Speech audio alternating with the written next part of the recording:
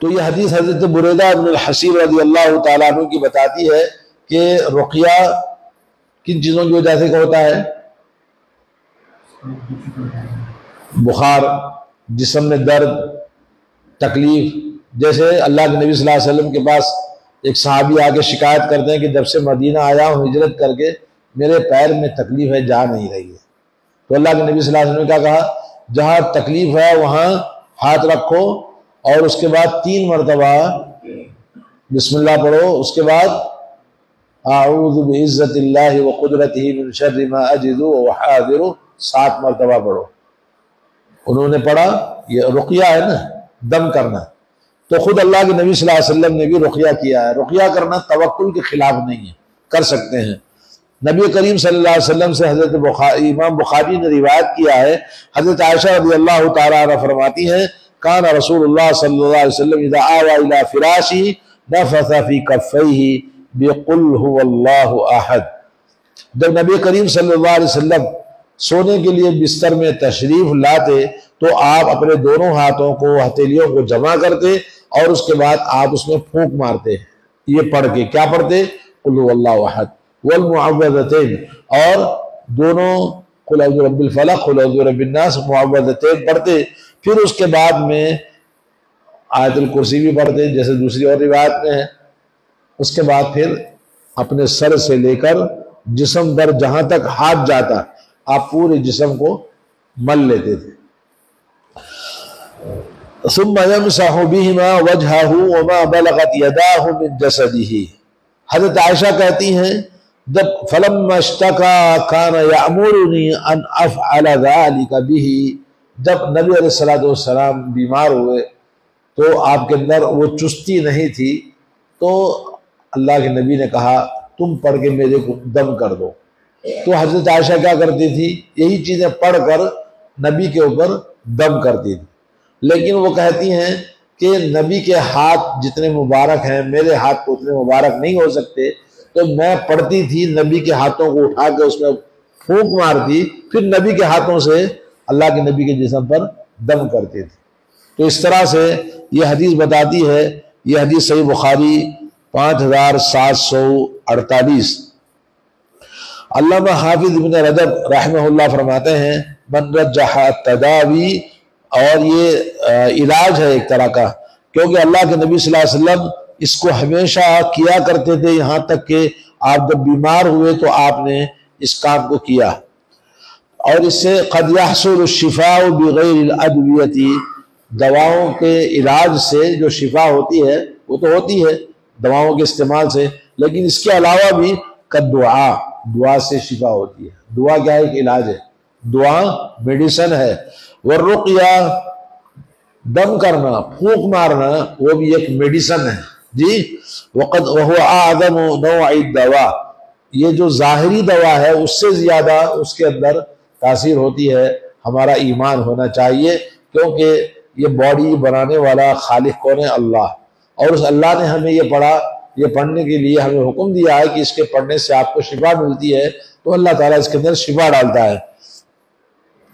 تو اس طرح سے ایک اور حدیث صحیح مسلم کے اندر حضرت ابو الزبیر جابر بن عبداللہ رضی اللہ تعالیٰ عنہ سے روایت کرتے ہیں ان نبی صلی اللہ علیہ وسلم قال انہ قال لکل داء دواء، لکل داء ہر بیماری کے لیے ایک دوا اللہ نے رکھی ہے. فَإِذَا أُصِيبَ دَوَاءُ الدَّاءِ، اگر بیماری کے حساب سے دوا صحیح مل جائے تو اس کو شفا ہوتی ہے. بَرِئَ بِإِذْنِ اللَّهِ عَزَّ وَجَلَّ، تو اس کو شفا حاصل ہوتی ہے کہ ڈائگنوز صحیح ہونا چاہیے، اور ڈائگنوز صحیح ہونے کے بعد میں ڈاکٹر اگر صحیح بیماری کے مطابق علاج کر دے تو اللہ تعالیٰ اس کو شفا دیتا ہے. اب بیماری کچھ اور ہے، علاج کچھ اور کیے جا رہا ہے، تو اس سے جیسا کہ بہت سارے لوگوں کی بیماری جلدی ختم نہیں ہوتی. یہ ہاسپٹل بدلا، دوسرا ہاسپٹل بدلا، تیسرے جگہ گیا، بولے وہاں اچھا ہو گیا. اور یہ حدیث صحیح مسلم میں 2204. ایک اور صحیح بخاری مسلم میں حدیث ہے، حضرت ابو ہریرہ رضی اللہ تعالیٰ عنہ فرماتے ہیں قال قال رسول اللہ صلی اللہ علیہ وسلم ما انزل اللہ من داء الا انزل له شفاء. کہا کہ اللہ نے زمین پر کوئی بھی بیماری تکلیف نازل نہیں کیا ہے مگر اس کی دوا بھی نازل کیا ہے، اس بیماری کی شفا بھی اللہ نے رکھی ہے کسی نہ کسی چیز میں۔ تو یہ جو بیماری خاص طور پر جیسا کہ دسمبر جنوری ابھی جو آپ سن رہے کورونا آئے گا فلاں چیز آئے گی، سردی کے موسم میں عام طور پر لوگ بیمار ہوتے ہیں، چاہے کورونا آئے یا نہ آئے، زکام ہے، کھانسی ہے، بلغم ہے، زیادہ ہو جاتا ہے، تو یہ بیماریوں کی جو علاج ہے وہ بھی اللہ نے رکھا ہے۔ جیسے لوگ کہتے ہیں بھائی ہلدی استعمال کرو، ادرک استعمال کرو، فلاں استعمال کرو، تو اس سے آپ کو شفا مل جاتی ہے۔ تو شفا اللہ نے رکھی ہے ہر بیماری کی۔ یہ حدیث بھی بخاری اور مسلم کے اندر آئی ہے، اور مسند امام احمد میں ایک حدیث ہے زیاد بن علاقہ عن اسامہ بن شریک، حضرت اسامہ بن شریک کہتے ہیں قال كنت عند النبی صلی اللہ علیہ وسلم وجاءت الاعراب، میں اللہ کے نبی صلی اللہ علیہ وسلم کے بعد بیٹھا ہوا تھا، ایک دیہاتی آدمی بدو آیا، فقالوا، کچھ لوگ دیہاتی لوگ آئے، فقالوا یا رسول اللہ انا تداوى، کچھ دیہاتی لوگ آئے کہنے لگے یا رسول اللہ انا تداوى، کیا ہم علاج کریں بیماروں کا؟ تو فقال نعم یا عباد اللہ، اے اللہ کے بندو علاج کرو، تداؤ کا معنی علاج کرو، تم دوا استعمال کرو، فإن اللہ عز وجل لم يضع داء الا وضع له شفاء غیر داء واحد، اللہ تعالیٰ نے دنیا میں کوئی بھی تکلیف کوئی بھی بیماری رکھی ہے تو اس کے مقابل میں شفا بھی رکھی ہے کہ آپ اس کا علاج کریں، سوائے ایک بیماری کے اس کا علاج نہیں ہے۔ قالوا وما ہوا، کہا وہ کون سی بیماری جس کا علاج نہیں ہے؟ قال الحرم، بڑھاپا، بڑھاپے کا علاج نہیں ہے نہیں؟ بچپن کو روک سکتا ہے؟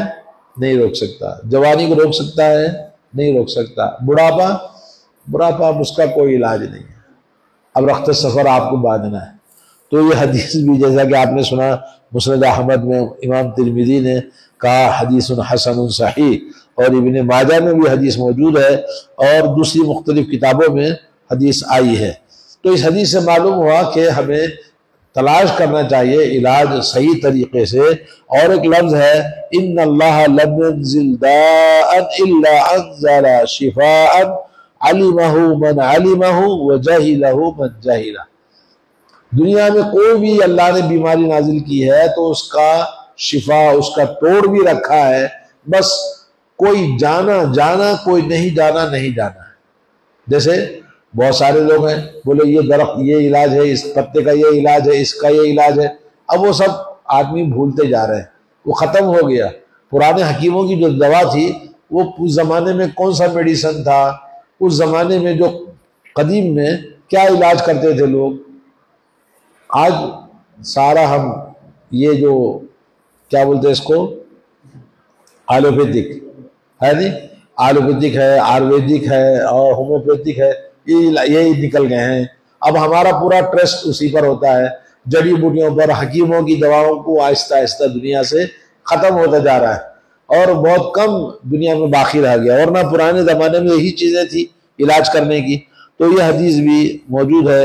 اسی طرح امام ابن خزیمہ دوسری کتابوں میں ہے قال قلت یا رسول اللہ، میں نے کہا اے اللہ کے رسول صلی اللہ علیہ وسلم، ابو کہتے ہیں ارائیتا رقن نسترقیہا، کہا یا رسول اللہ کیا رقیہ ہم کر سکتے ہیں، رقیہ پڑھ کے دم کریں، وہ دوا نتداوی بھی، اور اسی طرح دوا علاج بھی ہم دوا استعمال کریں، وہ تقاتن نتقیہا، اور اسی طرح سے احتیاط، جیسے ڈاکٹر کیا بولتا ہے کہ آپ احتیاط کریں، بیماری کا علاج 30% آپ کے استعمال غذاؤں کا احتیاط کرنے میں آپ کو 30% علاج ہے، میڈیسن میں 30% علاج ہے، اور 30% کیا ہے آپ کے فزیکلی باڈی کا استعمال، جی ایکسرسائز ہے، اس طرح سے ڈاکٹر ہمیں بولتے ہیں۔ تو اللہ کے نبی سے انہوں نے 3 باتیں پوچھی، ایک تو یہ کہ رقیہ کرنا، جھاڑ پھونک کرنا، دم دارو کرنا، دوسرا علاج کرنا، میڈیسن استعمال کرنا، اور تیسرا ہے کہ احتیاط کرنا۔ حل ترد من قدر اللہ شیئا، کیا یہ اللہ کی تقدیر کے خلاف ہے؟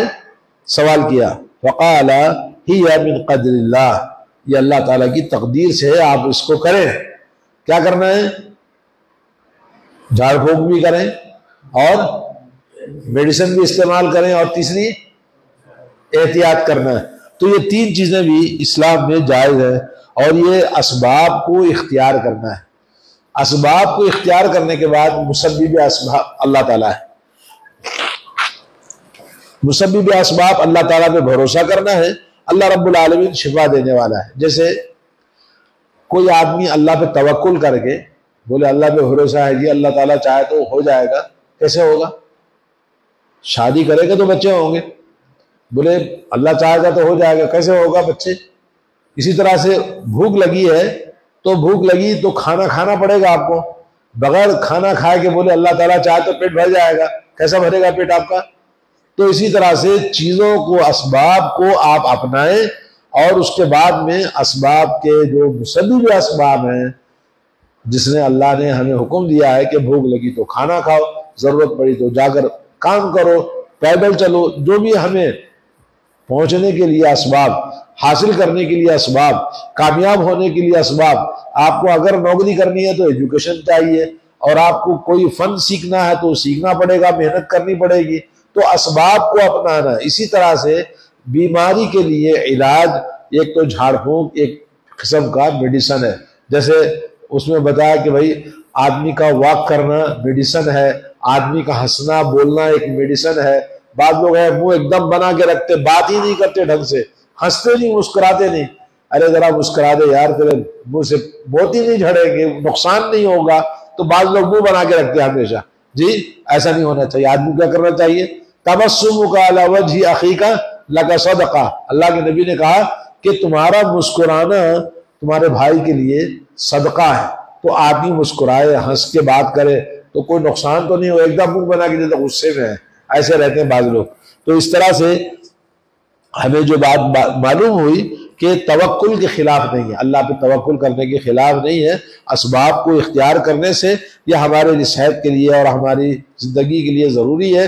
جیسے اور چیزیں ہیں کہ جیسے ہمیں لینے کے لیے جانا پڑے گا، بھوک مٹانے کے لیے کھانا پڑے گا، اور جسم کو ڈھانپنے کے لیے کپڑے پہننے پڑیں گے، یہ نہیں کہ توکل کر کے بیٹھ جائیں۔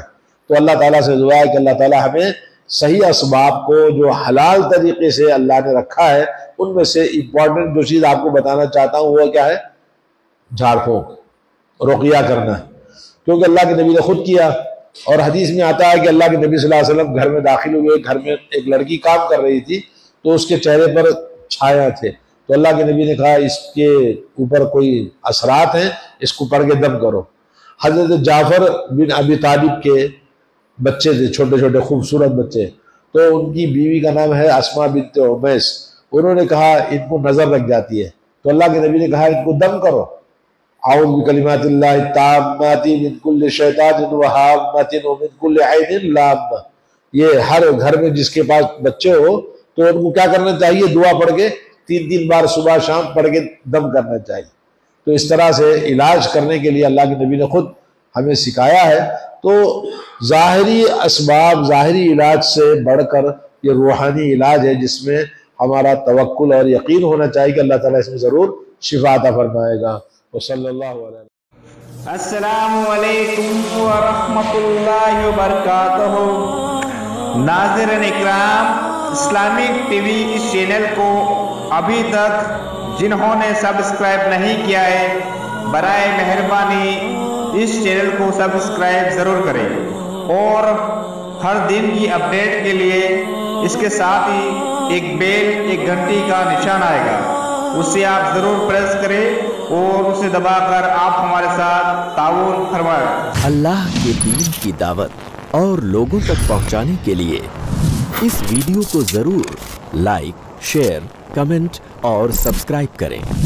آپ کے اس چینل کو اور بہتر بنانے کے لیے آپ کا ساتھ ضروری ہے۔ اور مزید ویڈیوز کو دیکھنے کے لیے آپ ہمارے YouTube چینل کو سبسکرائب کریں۔ فجزاکم اللہ خیرا۔